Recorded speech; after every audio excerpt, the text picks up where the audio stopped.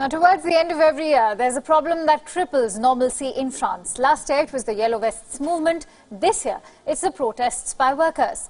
For 2 straight days, the country has been at a standstill. Violence on the streets, fires, tear gas, clashes, protesters entering railway stations with torches and smoke bombs, transport system in chaos. This is a massive strike. Since Thursday, France has come to a halt. From railway workers to subway drivers, from school teachers to custom officers, from firefighters to even civil servants, from emergency room medics to mariners and even ballet dancers. The entire society is up in arms against the Macron government. Official estimates say over 8 lakh protesters, 1,80,000 public sector workers among them, are part of the strike. This is a mass punk by French society. The imagery is striking. Smashed windows, fires on roads and public spaces. This is yet another instance of a government out of tune with the ground realities. So what led to these strikes? Let's explain them to you. A pension reform planned by Emmanuel Macron, the investment banker turned president, the man who wants to bring in reforms irrespective of the public opinion. Let us also list the details. Macron wants to introduce a single points pension system. Now, each day a worker will earn points for his labour for future pension.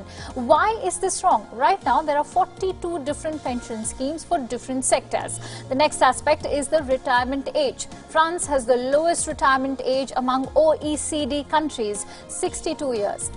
Now, workers who do dangerous jobs like mariners or miners can retire early. Reports say that France is planning to maintain the retirement age at 62 years, but rein in some benefits for labourers who retire before 64 years. Now, France spends among the most in public pensions in the world, highest among OECD countries. If the current pension system continues, the country will run a deficit of nearly $19 billion by 2025. Now, nearly 1% of the GDP. Now, in simple words, Macron cannot afford the current pension scheme.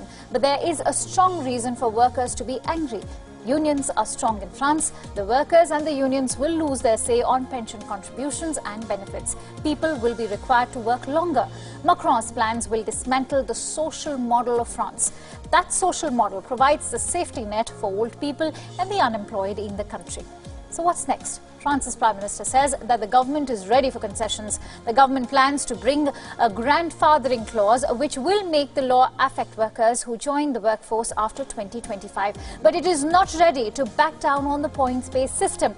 Hardline unions, both on the right and left, reject the reform outright in the past. Macron failed to win over the protesters on fuel price hikes, remember? However, he has forced through labour reforms, state-owned rail sector reforms despite the opposition. But this is an entirely different ballgame. Bulk of the workers are angry.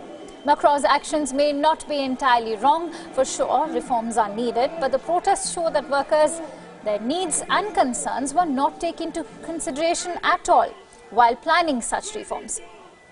Now, the government clearly did not listen to them. There is no clarity too on the retirement age. The workers are angry because the government has not given any assurance that their pension amounts and benefits will not be snatched away.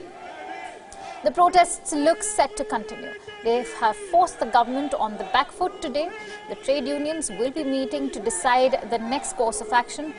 From here, it's a simple game of who blinks first. But centrist outsider Macron takes unilateral decisions and forces it on the people of France, and the public, which expected a change under him, are not happy. They were not happy with fuel price hikes, the Yellow Vests, nor the labour reforms, nor the pension reforms. It's not just the Eiffel Tower that got closed due to the protests. Under Macron, France's tradition of social welfare is seeing a major erosion too. The so-called leader of the free world, the eloquent speaker, can do well to listen to the people before ringing in such reforms. But it's a long shot. Macron has a tendency to listen, but only to himself.